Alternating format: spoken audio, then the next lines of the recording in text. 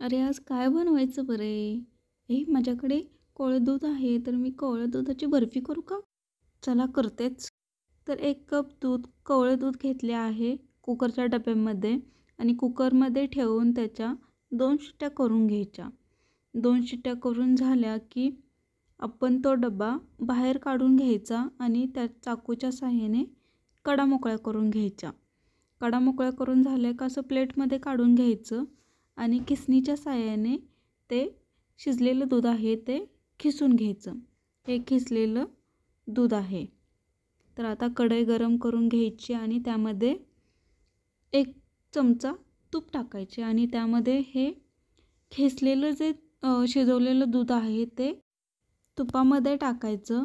तुपामध्ये टाकलं की व्यवस्थित ते खीस जो आहे तो तुपामध्ये भाजून घ्यायचा आणि अर्धा कप साखर ॲड करून घ्यायची आणि व्यवस्थित असं मिक्स करून घ्यायचं. तर असं मिक्स करून झालं की साखरेला जरासं पाणी सुटेल. साखरेला पाणी सुटलं की काय होईल, आपण जो केलेला खीस आहे तो साखरेच्या पाण्यामध्ये व्यवस्थित शिजला जाईल. तर हे बघा, साखरेचं पाणी सुटलेलं आहे आता या साखरेला आणि तो खिसलेला जो खीस आहे दुधाचा तो व्यवस्थित यामध्ये शिजत आहे. तर तो व्यवस्थित शिजला आहे. यामध्ये आता विलायची पावडर आणि ही जायफळ पूड आहे ते टाकून व्यवस्थित असं मिक्स करून घ्यायचं.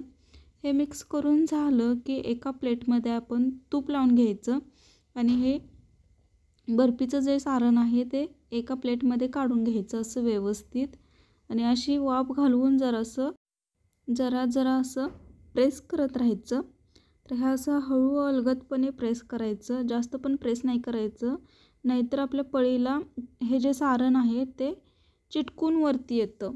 तर हे बघा व्यवस्थित असं पळीच्या साहाय्याने मी प्रेस केलं आहे आणि आता वाटीला खालून थोडंसं तूप लावून थोडंसं अजून प्रेस करून घेत आहे.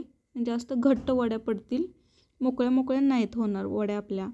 तर हे असं प्रेस करून झालं की 30 मिनिट असं सुकायला ठेवलं आणि असं 30 मिनिट सुकलं की त्याला चाकूच्या साहाय्याने हळू अशा वड्या पाडून घ्यायच्या. ह्या अशा हळू वड्या पाडल्या आहेत आपण. हे बघा आपले व्यवस्थित हळू चांगल्या चौकोन अशा वड्या पडल्या आहेत. जास्त भुगा झाला नाही. तर हे बघा अशा वड्या छान झाल्या आहेत. तर आता आपण उलटण्याच्या साहाय्याने वड्या काढून घेऊया. तर ही बघा आपली कशी झाली आहे वडी किंवा बर्फी. तर तुम्ही मला कमेंट करा आणि माझी रेसिपी तुम्हाला आवडली असेल तर कमेंटमध्ये कळवा.